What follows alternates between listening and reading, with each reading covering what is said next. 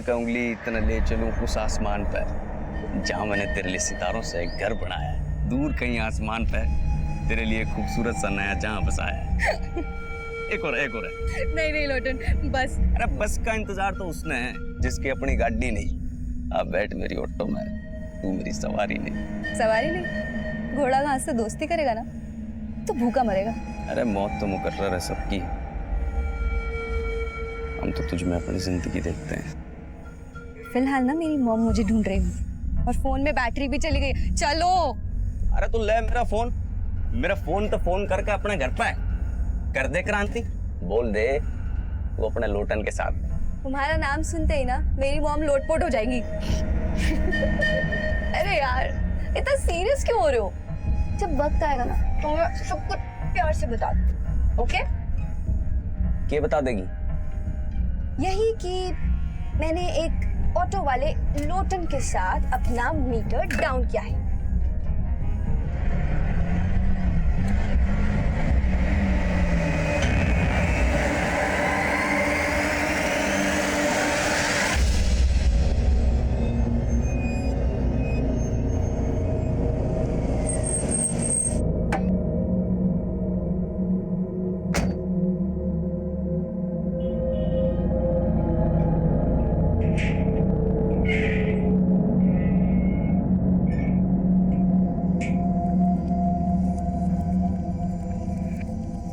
दीदी क्यों रो रही हो? मैं हूं ना तुम्हारे साथ, सब ठीक हो जाएगा। ज्यादा अंगरक्षक बनने की कोशिश ना कर और तू ये रोना धोना बंद कर ले। कल से नौकरी पे जाना है और अगली बार से उस छोरे से मिलना नहीं है, वरना इस बार उसका सर फोड़ा, अगली बार थारा फोड़ूंगा। पापा ये आप क्या कर रहे हैं? मैं जुगल को अपना पति मान चुकी हूँ। अरे बावड़ी पूंछ, थारे को पेट से कर देगा वो और छोड़ देगा। अरे ऐसे छोरों का ईमान ना होता है कोई।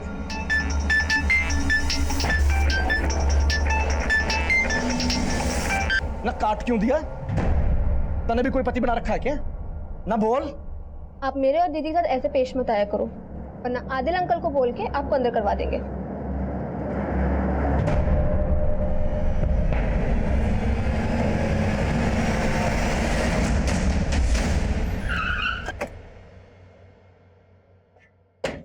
जैन सर। जय सर, मंजू के फादर ने मंजू का जो मोबाइल नंबर दिया था वो 2 साल से बंद है और मैंने चेक किया कि मंजू 2 साल से अपने फादर के यहाँ करनाल में भी नहीं देखी गई है। तो 2 साल से मंजू कहाँ थी? सर, मैंने मंजू के 2 साल पुराने कॉल रिकॉर्ड चेक किए। 2 साल पहले तक मंजू एक राजवीर सोलंकी नाम के लड़के को काफी कॉल करती थी। ये राजवीर पानीपत में मंजू के साथ उसी के कॉलेज में पढ़ता था। कॉलेज का कुश्ती पहलवान था सर वो। 121, 122, दबा के कर बेटा, दबा के पेल। 123, 124। बस बापू, तेल निकल गया। अरे तेरा तेल ना आशिकी ने निकाला बेटा। मैं तुझे नेशनल चैंपियन बनाना चाह रहा था, लेकिन तू औरतों के हुस्न का चैंपियन बन बैठा। चल कर। बापू और कितना खसेगा? गलती हो गई, माफ कर देना। अरे चल, बहाने मत बना। 127, 128। सुनिए जी, वो पुलिस आई है। क्या? राजवीर के लिए पूछ रहे हैं।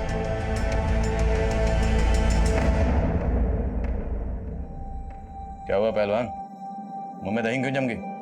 मंजू का नाम सुनते ही चुप क्यों हो गए? मैं किसी मंजू को नहीं जानता जी। अच्छा, ये है मंजू, ये तुम्हारे साथ कॉलेज में पढ़ती थी। अब याद आया? यो मंजू जी, हाँ जी याद आ गया। ये जी मेरे साथ कॉलेज में पढ़ा कर रही थी, मेरी दोस्त थी। जनाब बात क्या होगी? हमें मंजू की लाश मिली।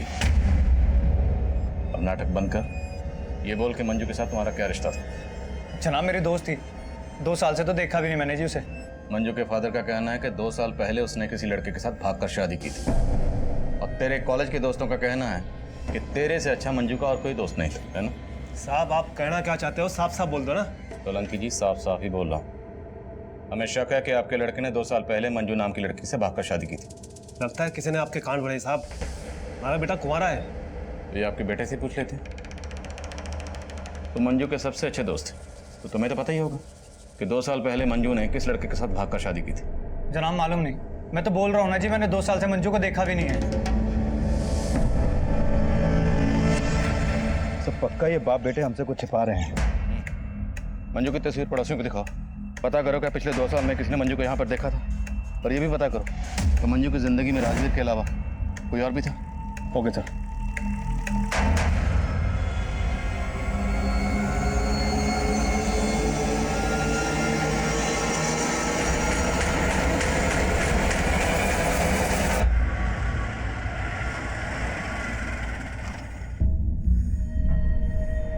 चलो बाय। बाहर से भगाएगी, अंदर नहीं लेके चलेगी अपनी मम्मी से मिलवाने। सबर रखो लोटन, पर का फल मीठा होता है ना। तो घनी नमकीन है, नमकीन और मिठाई एक साथ, कहीं बात अजमी ना हो जाए। बाय।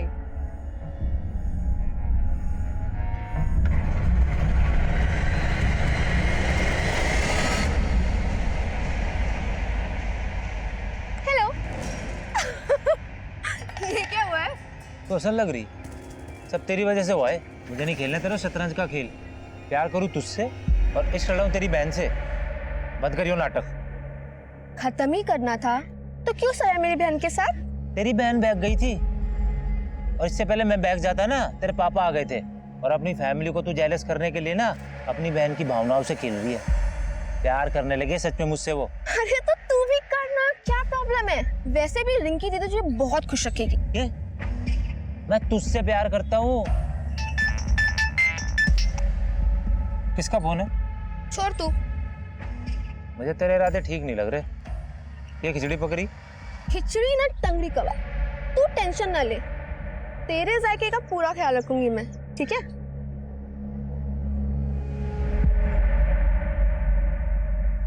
सर पिछले 2 साल से मंजू को राजवीर के घर के आसपास भी नहीं देखा गया, और राजवीर के पिछले 6 महीने पुराने कॉल रिकॉर्ड में भी मंजू का कोई दूसरा नंबर नहीं मिला। तो मंजू के माँ बाप झूठ तो नहीं बोल रहे कि 2 साल पहले मंजू किसी लड़के के साथ भाग गई थी? लेकिन सर मंजू की लाइफ में कोई ना कोई लड़का जरूर था, क्योंकि उसकी पोस्टमार्टम रिपोर्ट में यह भी सामने आया है कि मंजू 3 मंथ्स प्रेग्नेंट थी। प्रेग्नेंट? मौत की वजह? Excessive bleeding. मंजू के दोनों हाथों की उंगलियां काटी गई, जिससे ज्यादा खून बहने की वजह से उसकी मौत हो गई, और मौत के बाद उसकी बॉडी के टुकड़े किए गए। और हाँ सर, मंजू के सर पर एक चोट का निशान भी है, और उसकी मौत 16 अप्रैल की रात को हुई थी। हमें मंजू की लाश 17 अप्रैल को मिली, प्रेग्नेंट। पति कौन है उसका? सर फिलहाल मुझे राजवीर के अलावा कोई नहीं दिख रहा। एक काम करें सर, उसका डीएनए मंजू के बच्चे के डीएनए से मैच करवा के देखें। चौधरी, डीएनए रिपोर्ट आने में बहुत वक्त लग जाएगा और हमारे पास वक्त है नहीं।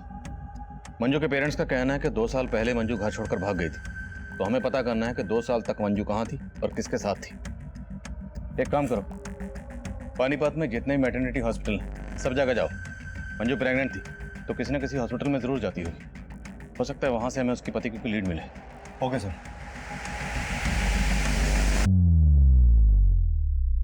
शुरुआत में कटी उंगली मिलने के बाद मेरे कलीग्स ने मर्डर की थ्योरी बनाई, पर मुझे लग रहा था कि शायद ये केस मर्डर का ना हो। पर यह केस ना सिर्फ मंजू के मर्डर का था, बल्कि इस केस में एक से एक खौफनाक मंजर सामने आने वाले थे, जिसमें मंजू के मर्डर से लेके उसके जिस्म के टुकड़े टुकड़े करने के मंजर से भी कहीं ज्यादा खौफनाक मंजर थे। तब हम इस बात पे फोकस कर रहे थे कि मंजू का पति कौन है और मंजू के पेट में पल रहा वो बच्चा किसका था। मंजू की आपबीती में हमें मंजू के पेरेंट्स का रोल भी सस्पिशियस लग रहा था, क्योंकि उन लोगों ने मंजू की डेड बॉडी को भी क्लेम करने से मना कर दिया था।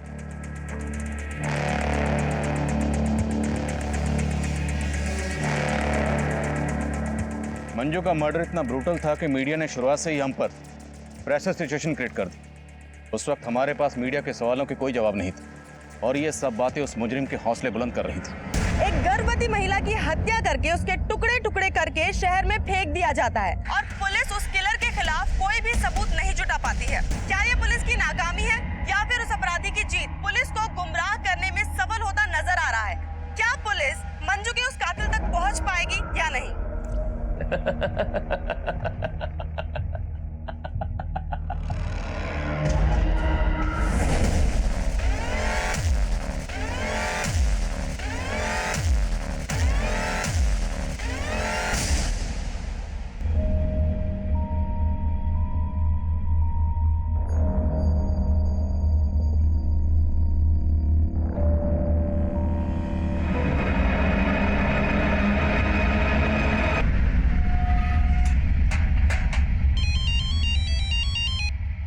हाँ चौधरी। सर उस मैटरनिटी हॉस्पिटल का पता चल गया जहां पर मंजू अपना इलाज करवा रही थी। वहाँ से मंजू के पति के बारे में कुछ पता चला?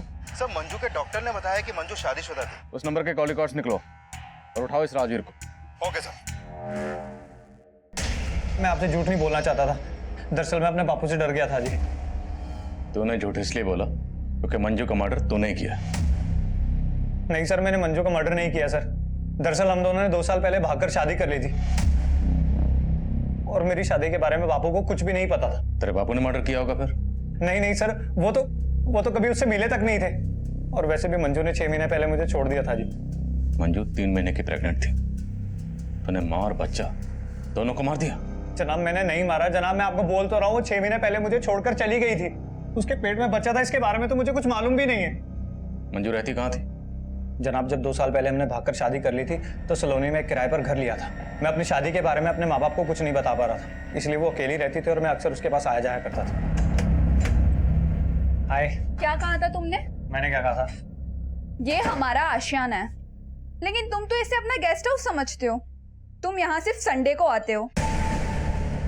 अरे मंजू, फिर वो एक ही बात पर ताना। क्यों ना मारो ताने? तुमने मुझे अपनी रखेल समझ रखा है। मैं तुम्हारी बीवी हूँ। देखो, अगर तुम्हें हिम्मत नहीं है मुझे अपने माँ बाप से मिलवाने की तो तुम भी यही रुक जाओ, जिससे मैं तुम्हारे लिए अपने माँ बाप को छोड़ के आई हूँ। मंजू मुझे और वक्त चाहिए, समझो ना। थक चुकी हूँ मैं, अब मुझसे और सहन नहीं होता। देखो, या तो तुम मुझे अपने घर ले जाओ या तो तुम अब से यही रहोगे। जनाब मंजू को समझाना मुश्किल होता जा रहा था, वो कुछ भी समझने को तैयार नहीं थी। मैं जब भी उससे मिलने जाता था तो हमारे बीच में आपस में झगड़ा हो जाता था, लेकिन मंजू भी कम नहीं थी सर। उसने मेरी एब्सेंस में एक लड़के के साथ दिल लगा लिया था। अच्छा, एक और झूठ? नहीं सर, मैं झूठ नहीं बोल रहा हूँ। जब आखिरी मंजू कौन था ये लड़का? यहाँ क्या कर रहा था? दरवाजा खोलने में इतना टाइम क्यों लगाया? ये बोल के तुम कहना क्या चाहते हो? जनाब उस दिन बात इतनी बिगड़ गई थी कि हमने आपस में बात करनी बंद कर दी थी और उसके बाद मैंने आना जाना भी वहां बंद कर दिया था। लेकिन हो ना हो सर, उस लड़के के साथ उसका कोई ना कोई तो चक्कर था ही, और वो बच्चा पक्का उसी का ही है। मेरा बच्चा नहीं है सर वो। कौन था वो लड़का? सर उस लड़के को मैं जानता नहीं, उसे पहली और आखिरी बार मैंने वहीं पर देखा था, लेकिन सर वो बच्चा मेरा नहीं था सर। तो बच्चा तेरा है या नहीं, ये मंजू की डीएनए रिपोर्ट से पता चल जाएगा। मंजू और राजवीर सलोनी में जिस घर में रहते थे उस घर पर जाओ, हो सकता है मंजू का मर्डर वहीं हुआ और बाद में बॉडी को डंप किया गया। Okay sir. सर पानीपत कनाल के बीच एक औरत की लाश मिली है, उसकी उंगलियां भी कटी हुई हैं।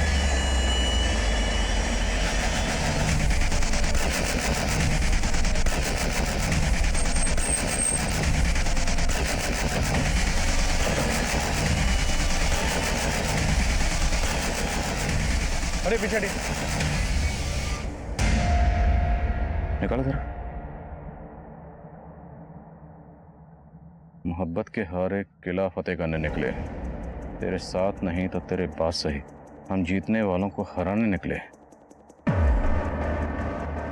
आखिर ये शायरो शायरी करके और ये उंगलियां काट के कातिल साबित क्या करना चाहता है? सर मंजू की लाश को टुकड़े टुकड़े करके डंप किया गया और इसकी सिर्फ उंगलियां काटी गई हैं। काफी हद तक मर्डर का मॉडस ऑपरेंडी सेम है। बॉडी की शिनाख्त करवा, हो सकता है इसका मंजू या उसके जान पहचान वालों से किसी को ताल्लुक हो। सर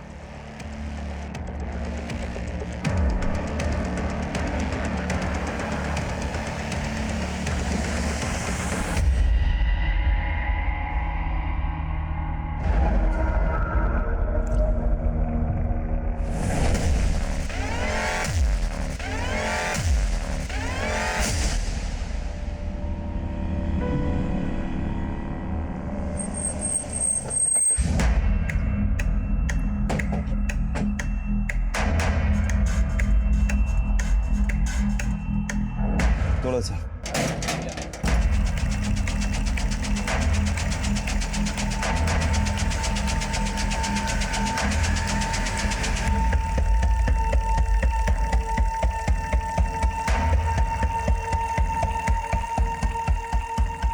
सर मंजू के सलोनी वाले घर में ऐसे कोई साइन नहीं मिले जैसे लगे कि मर्डर यहाँ पर हुआ हो। करनाल और पानीपत के बीच हमें जिस औरत की लाश मिली है उस औरत की भी उंगलियां काटी गई। मैं तुम्हें उसकी तस्वीर भेज रहा हूँ, जरा पता करो क्या उस औरत का मंजू के घर पर आना जाना था? Okay sir.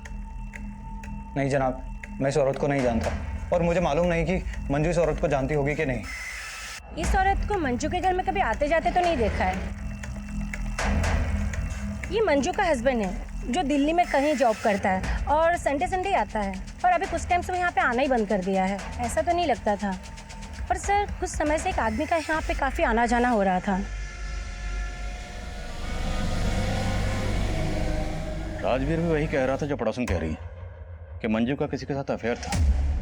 पड़ोसन और राजवीर से उस लड़के का स्केच बनवाओ और मंजू के करंट नंबर के कॉल रिकॉर्ड्स निकलो। हो सकता है उस लड़के के बारे में कुछ पता चले और इस औरत की पहचान पता करो, क्योंकि हो सकता है मंजू और इस औरत दोनों का कातिल एक ही हो। सर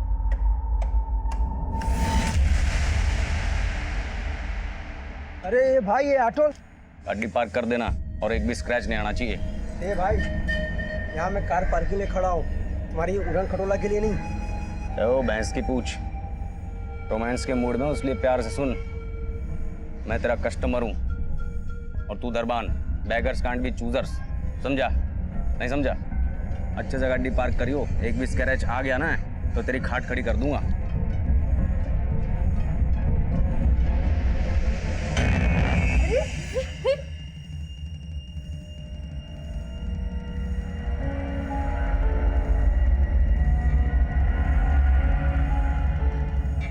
वेटर लोटन सुनो ना, वो मैं कह रही थी कि जब हम घर जाएंगे ना,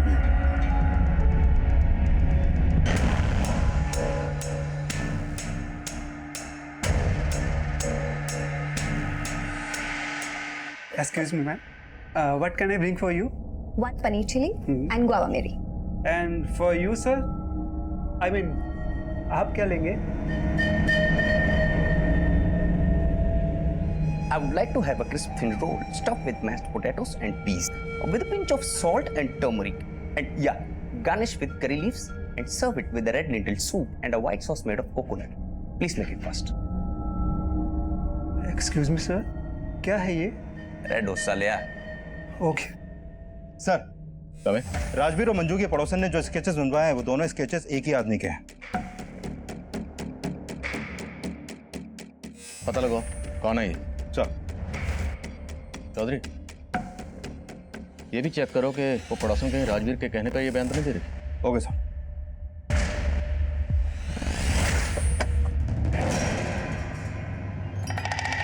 बाय।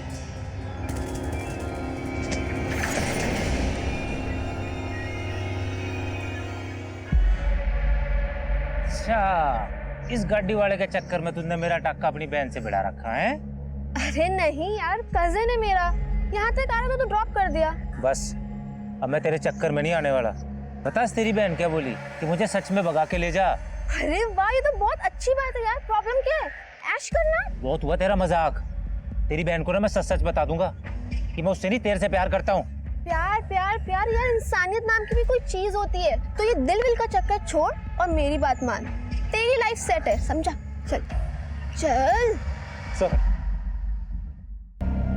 कौन आपकी बेटी के साथ ऐसा कर सकता है? नहीं सर, मुझे कुछ नहीं मालूम। कुछ दिन पहले मंजू नाम की एक लड़की का कत्ल हुआ। ये है मंजू, इसकी भी ठीक वैसी उंगलियां काटी गई जैसे आपकी बेटी रोजी की काटी गई। क्या आप इसे जानती हैं? हो सकता है ये आपकी बेटी रोजी को जानती हो, कभी आपके घर आई हो। नहीं सर, मुझे कुछ नहीं मालूम इसके बारे में। कुमार, पता लगाओ रोजी कौन से कॉल सेंटर में काम करती थी और उसके पति सुनील का भी पता लगाओ। सर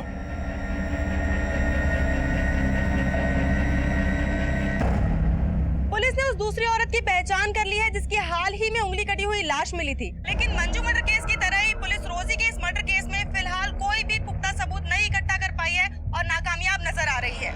अब सबसे बड़ा सवाल ये उठता है, क्या मंजू और रोजी का कातिल एक ही है या ये कोई दो अलग अलग लोग हैं?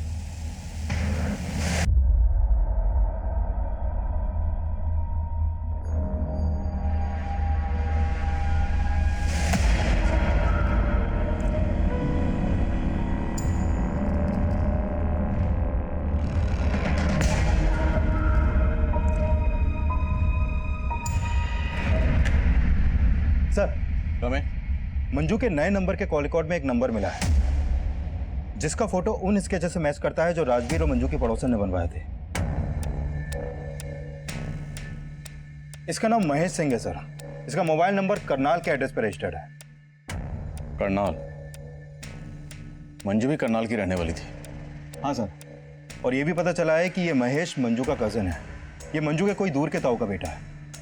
लेकिन मंजू के माँ बाप का कहना है कि वो बिल्कुल नहीं जानते थे कि 2 साल तक मंजू कहाँ रह रही थी। तो फिर ये मंजू का कजन ये मंजू से मिलने क्यों जाता था? और इसे कैसे पता कि मंजू कहाँ रहती थी? सर मैं हमेशा मंजू का सपोर्ट करता था सर। मानता हूँ चाचा जी उनकी शादी के खिलाफ थे, लेकिन राजवीर के साथ घर से भाग जाने के बाद से मैं लगातार मंजू के टच में था। लेकिन राजवीर का कहना है कि उसने तो मंजू को 6 महीने पहले ही छोड़ दिया था। सर राजवीर ने मंजू की जिंदगी बर्बाद करके रखी थी, बल्कि मंजू तो उसके खिलाफ कानूनी मदद भी लेना चाहती थी। चीट किया था सर उसने मंजू को। उसकी वजह से उसने अपना घर परिवार छोड़ा, अपने पेरेंट्स से अपना रिश्ता खत्म किया, और बदले में उसे क्या मिला? सिर्फ दुख। कहीं तुमने भी बदला तो नहीं लिया? मंजू के माँ बाप के कहने पर तुमने मंजू को... कैसी बातें करें सर आप? मंजू के पेरेंट्स को तो पता तक नहीं है कि मैं मंजू के टच में था। लेकिन मंजू का मर्डर हो गया, फिर भी तुम हमारे पास नहीं आए। सर क्योंकि मैं दिल्ली गया हुआ था किसी काम से, और मैंने सोचा भी नहीं था कि मंजू के साथ इतना बुरा हो सकता है।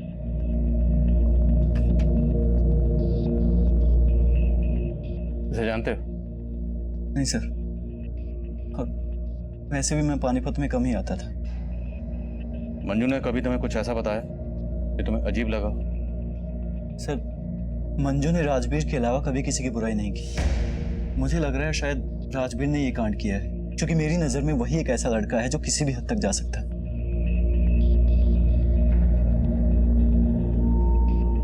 सर राजवीर और मंजू के पड़ोसन को लग रहा था कि ये महेश मंजू का लवर है, लेकिन ये तो मंजू का कजन निकला। सर कहीं ये एंगल मंजू के पेरेंट्स से तो नहीं जुड़ा? शायद ऑनर किलिंग, क्योंकि वो लोग भी मंजू और राजवीर की शादी के खिलाफ थे। अगर एंगल वाकई ऑनर किलिंग का है तो फिर राजवीर का बाप भी हमारा स्ट्रॉन्ग सस्पेक्ट है। एक काम करो, इन सब के डीएनए मंजू के बच्चे के डीएनए से मैच करो। हम किसी का भरोसा नहीं कर सकते। Right sir.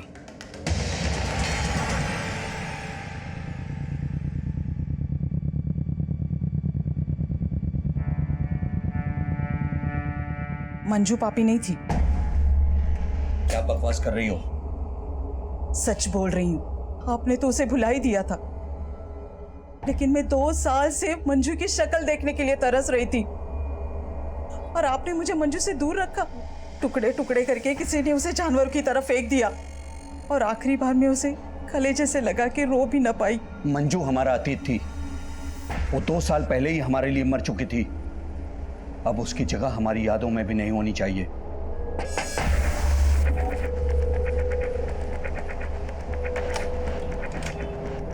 सिंह साहब, आपको हमारे साथ चलना है। चलना होगा? आपका डीएनए टेस्ट करवाना है।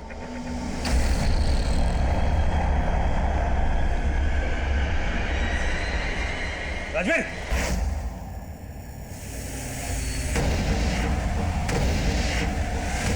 जब मियाँ बीवी राजी तो क्या करेगा काजी? दीदी मैं बोल रही हूँ, मान लो मेरी बात, भूल जाओ मम्मी पापा क्या कहेंगे और भाग जाओ जगल जीजा जी के साथ। बाकी की सारी सेटिंग मैं कर दूंगी पक्का, ठीक है? ए छोरी, क्या सिखा रही है अपनी बहन को? अजी सुनते हो? जल्दी आओ। क्या सिखा रही है? हाँ बोल, क्या सिखा रही है? देखो क्या, क्यों चिल्ला रही हो? ये दोनों बहनें मिलकर क्या प्लान बना रही है? ये उस लड़के को जीजा जी बोल रही है और इसे बोल रही है उसके साथ भाग जा। ना ऐसे कैसे भाग जाएगी? मैं क्या बावली पूंछूं?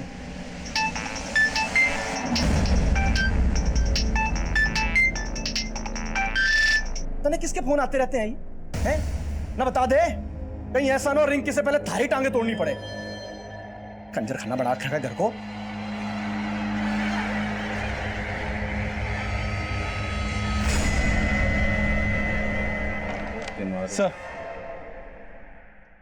सर रोजी के कॉल रिकॉर्ड में मंजू या मंजू से जुड़े किसी भी इंसान का नंबर नहीं मिला। रोजी के बैकग्राउंड में कोई लवर? फिलहाल तो ऐसा कुछ सामने नहीं आया। सर रोजी के कॉल रिकॉर्ड में किसी कॉल सेंटर का नंबर भी नहीं मिला। पर रोजी की माँ का कहना है कि रोजी कॉल सेंटर में काम करती थी। सर मैंने रोजी की कॉल रिकॉर्ड अच्छे से स्टडी की है। अक्सर रात के वक्त रोजी का फोन रेड लाइट एरिया में एक्टिव रहता था। Red light area? तो मतलब रोजी... एक काम कर, जिन जिन रेड लाइट एरिया में रोजी का नंबर एक्टिव रहता था वहां पूछताछ कर। सर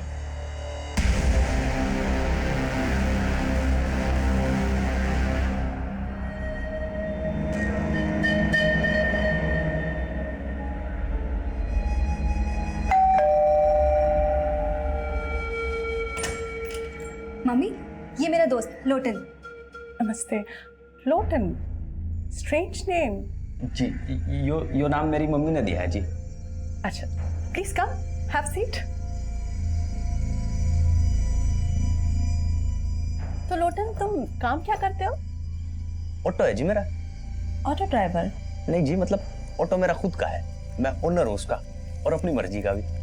मम्मी, आपको पता है मैं ना लोटन के ऑटो में ही रोज कॉलेज जाती हूँ, और पता नहीं टाइम कैसे बीत जाता है, पता ही नहीं चलता। आपको पता ही है ना, बातें ऐसी करता है कि कोई भी इंसान ना हंस के लोटपोट हो जाए। शैली, तुम इस ऑटो वाले को यहाँ मुझसे मिलवाने लाई हो? तेरा दिमाग तो ठीक है? इसमें प्रॉब्लम क्या है? प्रॉब्लम है you don't know these illiterate people. Auntie, I'm definitely an auto driver, but I've planned everything. I've planned my future, and trust me, it's bright. I'll soon begin my own startup. जैसे cab services होती हैं, वैसे auto services. I've planned everything. मेरी सारी plannings में अच्छी तरह समझ गई। अब निकल यहाँ से, और दोबारा मेरी बेटी से मिलने की कोशिश की ना, तो अच्छा नहीं होगा। फ्रॉड। बेबी, लोटन, एक सेकंड बात सुनो, हम बैठ के। Cool babes. कोई बात नहीं, तेरी मम्मी को मैं पसंद नहीं आया। मैं चाहता हूँ तेरी गली से तेरा नाम लेकर, और ये मोहब्बत है जो ना कभी मिटी थी और ना मिटेगी। शैली, तुझे इस ऑटो ड्राइवर के अलावा कोई लड़का पसंद नहीं आया? मॉम, मैं लोटन से प्यार करती हूँ। सर, ये कुलचे वाला है, ये बोल रहा है रोजी को जानता है। क्या जानते हो तुम रोजी के बारे में? साहब, वो रोजी धंधा करती थी साहब, और वो और एक लड़का अक्सर मेरे यहाँ से छोले कुलचे खाते थे। कौन लड़का? और ये रोजी का क्या लगता है? दल्ला था साहब उसका, वो सोनू नाम था उसका। सोनू? कहाँ मिलेगा सोनू? ये जो रोजी का मर्डर हुआ है ना जब से साहब, वो यहाँ दिखाई नहीं फिर। वो हमारे साथ ना बहुत टाइम से धंधे पे थी सर। वो तो उसके लिए और हमारे लिए ग्राहक लेके आता था। ये सोनू मिलेगा कहाँ, तुम्हें मालूम है? उसका फ़ोन तो कई दिन से लग नहीं रहा है, लेकिन हाँ, उसका एक दोस्त है जाकिर, उसके घर पे उसका आना जाना था। जाके उससे बात करो। कहाँ रहता है जाकिर?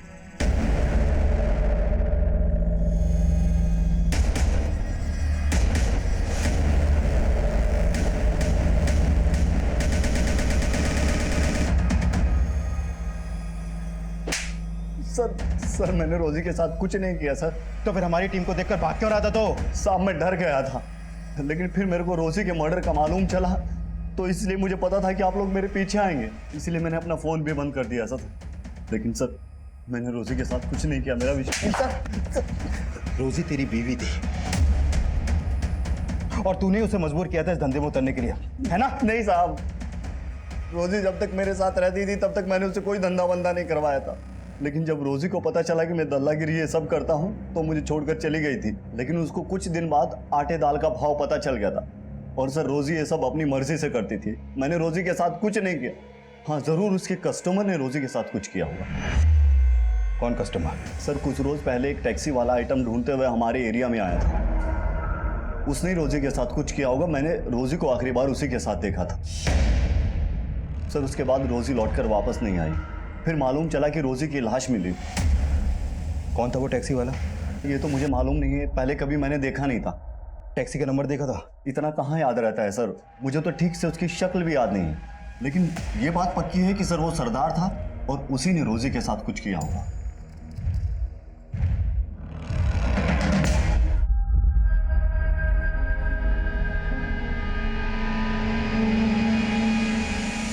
सर, सोनू ने जिस एरिया में उस टैक्सी वाले को देखा था वहां पर कोई सीसीटीवी है ही नहीं। नहीं, ऐसा तो नहीं कि सोनू ने खुद ही किसी नफरत की वजह से अपनी बीवी का कत्ल किया, फिर उसके पास वो शायरी छोड़ दी। लेकिन सर, मैंने सोनू की हैंडराइटिंग भी शायरी की लिखावट से मैच करके देखी है, मैच ही नहीं हुई है। अगर सोनू सच बोला है तो पॉसिबल है कि मंजू ने उसी सरदार की टैक्सी हायर की हो जिसकी रोजी ने की थी, क्योंकि दोनों की मर्डर ऑपरेंडी सेम। सभी टैक्सी स्टैंड पर पता करो, एक सरदार टैक्सी वाले को ढूंढना मुश्किल नहीं होना चाहिए। राइट।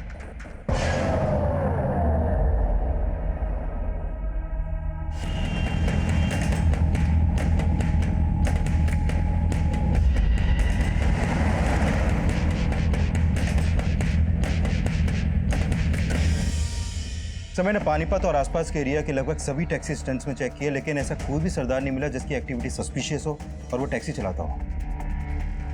पॉसिबल है कि वो टैक्सी वाला सरदार हो ही, बल्कि किसी ने सरदार के गेटअप में पहले मंजू का और बाद में रोजी का मर्डर किया। सर हमें कुछ पता चला रिंकी का? नहीं कुछ पता चला, उधर क्या है सब जगह। कल 8 बजे। हाँ अरे चौधरी साहब, कुछ परेशान लग रहा? नहीं आदिल साहब, कुछ नहीं। पक्का ना? हाँ। पहले कुछ बात हो तो बताइएगा।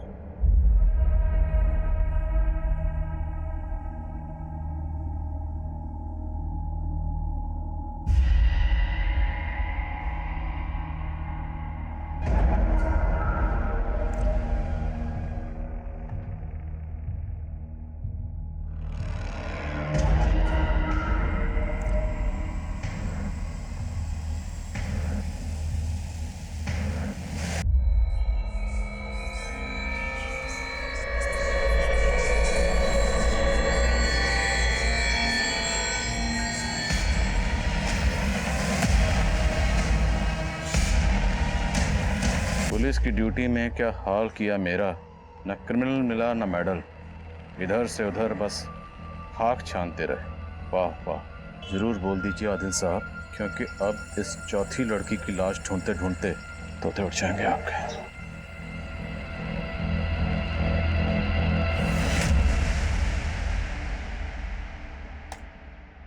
सर इस फुटेज में तो ये सरदार उस बॉक्स को रखता हुआ दिखाई दे रहा, मतलब इसी सरदार ने वो कटी हुई उंगलियां आपके घर के गेट पे रखी। और सर रोजी के साथ जो टैक्सी ड्राइवर देखा गया था वो भी एक सरदार था। लेकिन चौधरी, ये बंदा सरदार नहीं, नकली सरदार है। इसने भेस बदला हुआ है और ये जो भी है मुझे चैलेंज कर रहा है। हाँ कुमार। सर आपके नाम पे एक लेटर आया है और उसके ऊपर पोस्टमार्टम रिपोर्ट लिखा हुआ है।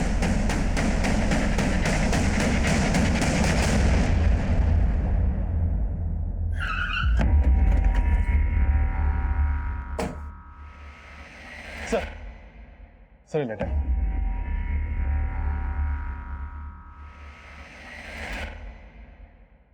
आदिल साहब, ये उस चौथी लड़की की पोस्टमार्टम रिपोर्ट है जिसकी उंगलियां आपको आपके घर पे मिली होंगी। इस लड़की की मौत एक्सेसिव ब्लीडिंग की वजह से हुई। उसके बाद उसकी 10 की 10 उंगलियां काट दी गई। मौत 7 मई की रात को हुई और उसी रात आपके मोहल्ले की एक लड़की गायब हुई।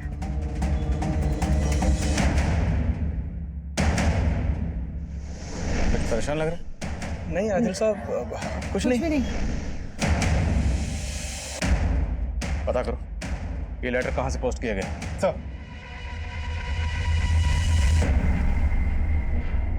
सब जगह देख लिया उसको, है ही नहीं वो कहीं पे। समझ नहीं आ रहा कहां ढूंढे उसको जाके।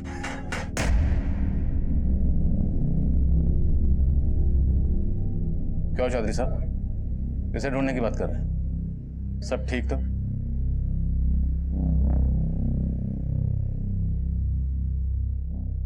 रिंकी कहाँ है? आदिल साहब, समझ में नहीं आ रहा किस मुंह से बोलो। बोलिए क्या बात? रिंकी एक लड़के के साथ भाग गई। किस लड़के के साथ? जुगल के साथ। एक नंबर का लफंगा है। अब ना उसका फोन मिल रहा है और ना ही रिंकी का। कहाँ रहता है जुगल?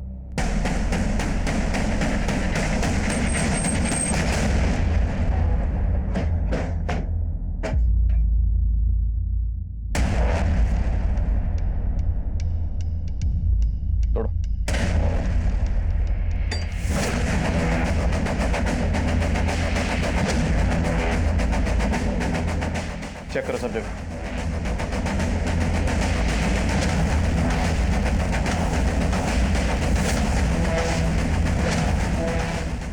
सर यहाँ तो कुछ भी सस्पिशियस नहीं मिला। चौधरी, हो सकता है जो मुझे चैलेंज कर रहा है वो ये जुगल ही हो। रिंकी और जुगल दोनों के कॉल रिकॉर्ड्स अच्छे से स्कैन करो। Okay sir. हाँ कुमार। सर वो लेटर एक सरदार ने पोस्ट किया है।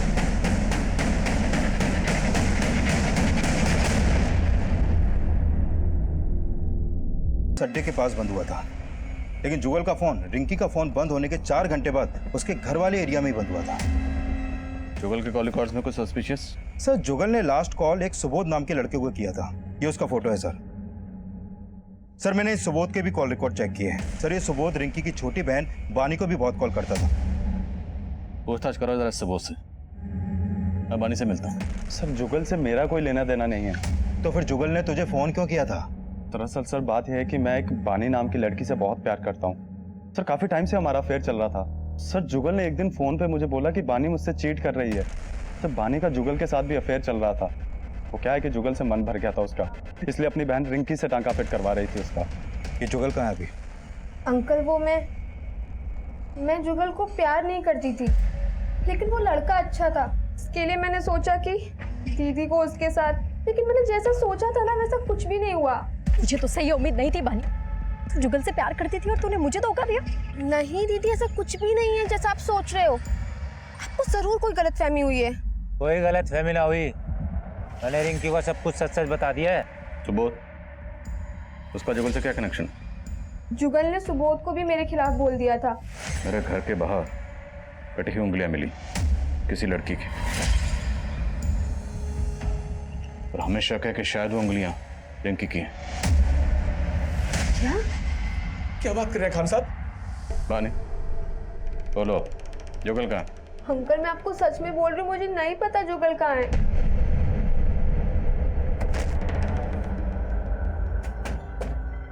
मुझे खत लिखने वाले का कहना है कि उसने मेरे पड़ोस की एक लड़की को मार डाला। हमें अभी तक किसी लड़की की लाश नहीं मिली। रिंकी गायब है जुगल के साथ। एक काम कर, बानी और सुबोध दोनों के फोन सर्विलेंस पे डाल। हाँ सर, एक औरत आई है अपनी बेटी की मिसिंग कंप्लेंट लिखवाने। सर ये मेरी बेटी शैली है, कल रात से ये घर नहीं आई है और इसका फोन भी नहीं लग रहा है। सर मैं बहुत परेशान हूँ, आप प्लीज इसे जल्दी ढूंढिए, कहीं इसके साथ कुछ गलत ना हो जाए। आपको किसी पे शक है? हाँ सर, एक लोटन नाम का ऑटो ड्राइवर। शैली तो नादान है, वो कह रही थी कि वो लोटन से प्यार करती है, लेकिन मुझे शक है कि शैली के गायब होने में उस लोटन का ही हाथ। कहाँ रहता है लोटन?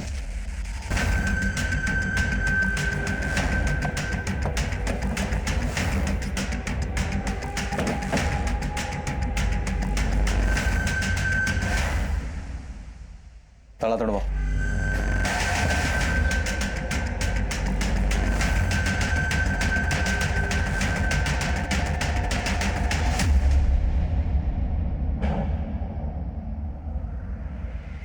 सर ये देखिए।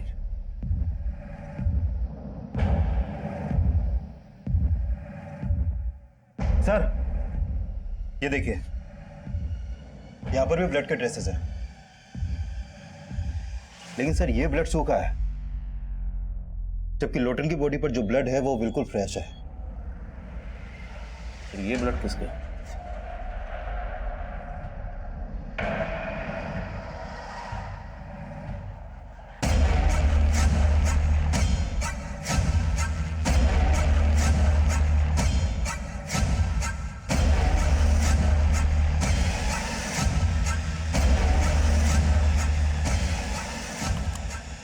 लोटन के पड़ोसी से पता करो इसका किस किस से मिलना जुलना था और कहाँ कहाँ आना जाना था। Okay sir. हाँ बोलो कुमार। सर जिस एरिया में रिंकी का फोन बंद हुआ था उस एरिया में रिंकी की लाश भी मिली है।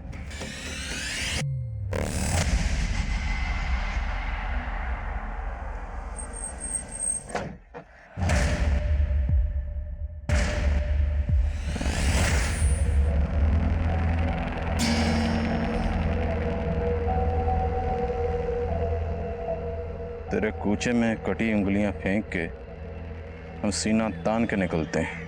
मैं वो हूं जिसका आप तसव्वुर भी नहीं कर पाएंगे। बहुत पापड़ बेलने पड़ेंगे आदिल साहब, मुझे नहीं, मच्छर पकड़ो।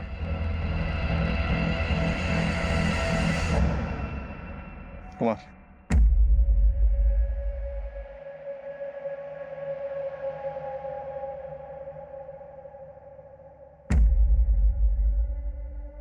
सर हमने जिन जिन सस्पेक्ट्स के डीएनए करवाए थे उनकी रिपोर्ट आ गई है।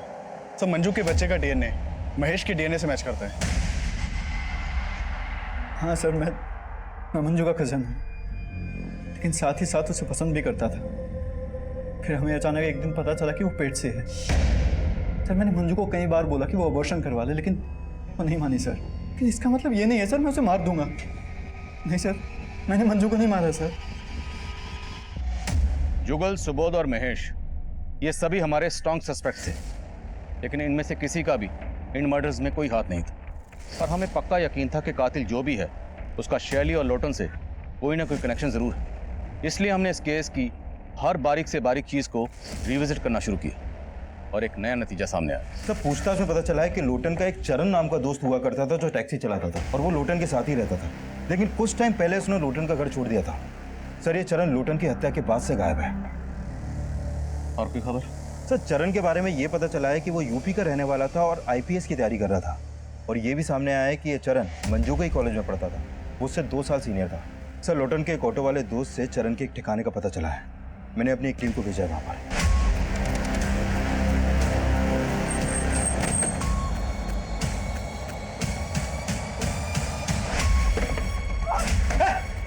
पकड़े से, पकड़ो, लेके जाओ।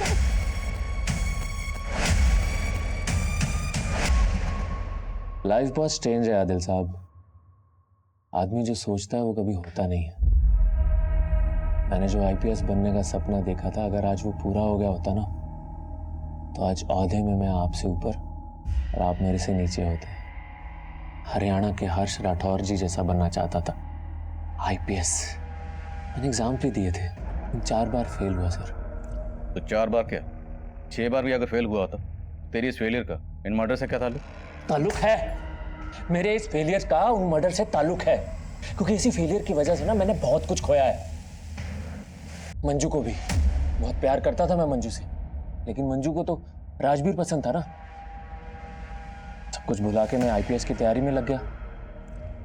मैंने एग्जाम्स भी दिए थे, पता नहीं उन लोगों को क्या हुआ, मुझे फेल कर दिया। इसलिए मजबूरी में मुझे टैक्सी ड्राइवर बनना पड़ा। फिर एक दिन मुझे मंजू मिली। मैं कॉलेज के दिनों से तुमसे बहुत प्यार करता हूँ।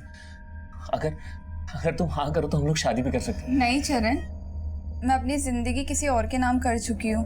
मतलब राजवीर फिर से? राजवीर नहीं, महेश। महेश का नाम सुन के ना मेरा दिमाग घूम गया था।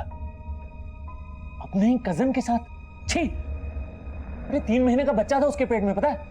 मेरा इतना दिमाग घूम गया ना, मैंने उसकी गर्दन पकड़ के ऐसे दीवार में दे मारा। मैंने उसे मारा।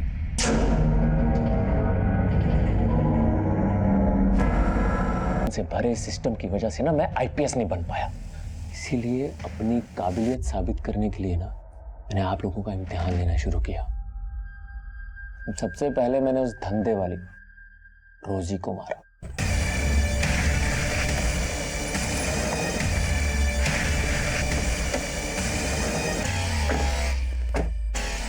ये कहाँ लाए हो तुम मुझे?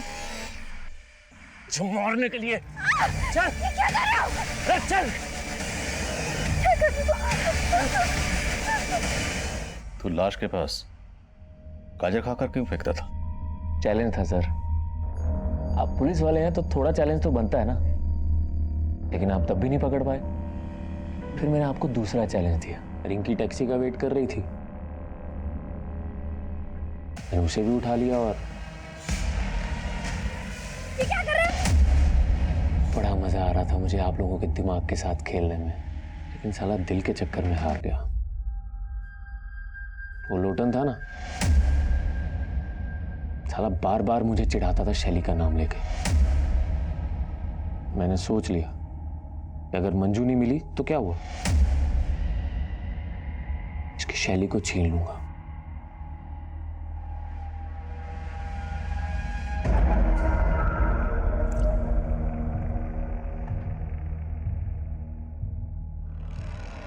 मैंने लोटन को भी मार दी। तेरी तरह नहीं, आईपीएस का झंडा लेकर घूमा जिंदगी भर और कुछ नहीं उगाड़ा। मेरी पढ़ाई और मेरी आईपीएस के बारे में कुछ मत बोलना, समझा? तू नहीं जानता मैंने कितनी मेहनत की है आईपीएस बनने के लिए। काय की मेहनत? 20-25 हजार की नौकरी कर रहा होता अगर मुझसे थोड़ी बहुत इंग्लिश सीख लेता तो। ऑटो ड्राइवर तेरी, तू मुझे अंग्रेजी सिखा, तू मुझे अंग्रेजी सिखा। लोटन को मारने के बाद मैंने शैली को भी उठा लिया। शैली बस मेरी होने ही वाली थी कि आप लोग आ गए और मुझे उठा के यहां ले आए। क्या बनना चाहता था? IPS, Indian police service. Police वाला बनना चाहता था, लेकिन इतना भी नहीं जानता कि कानून किस तरीके से काम करता। जानता तो ये जरूर पता होता कि मुजरिम कितना भी शातिर क्यों ना हो, एक ना एक दिन कानून के हत्थे जरूर चढ़ता है। चरण आज भी सलाखों के पीछे अपने गुनाहों के लिए सिर्फ सिस्टम को ही कसूरवार समझ रहा है, जबकि सच ये है कि इंसान अपनी हालत और हालात के लिए खुद भी जिम्मेदार होता है। किसी इंसान की कामयाबी का फैसला इस बात पे भी होता है कि उस इंसान ने अपनी गलतियों से क्या सीखा। ये केस मंजू के मर्डर से शुरू हुआ था। मंजू इस केस का एक ऐसा यादगार चेहरा था जिसकी जिंदगी में गुनाह हर मोड़ पर दस्तक दे रहा था। राजवीर को ठीक से समझे बिना मंजू ने अपने पेरेंट्स को छोड़ दिया, और राजवीर से धोखा खाने के बावजूद मंजू महेश की नीयत को नहीं समझ पाई, और चरण को अपना दोस्त मानकर उसने चरण के सामने अपने माजी के सारे पन्ने खोल दिए, जिसने चरण की नाकाम सोच में आग में घी डालने का काम किया। चरण ने अपने पागलपन में रोजी लोटन को सिर्फ इसलिए मार दिया क्योंकि वो मेरी काबिलियत का इम्तिहान लेना चाहता था। ऐसी सोच हमेशा इंसान की बर्बादी की वजह बनती है। कहते हैं जो इंसान अपनी हार कबूल करता है, अपनी गलतियों से सीखता है, कामयाबी एक ना एक दिन उसके कदम जरूर चूमती है।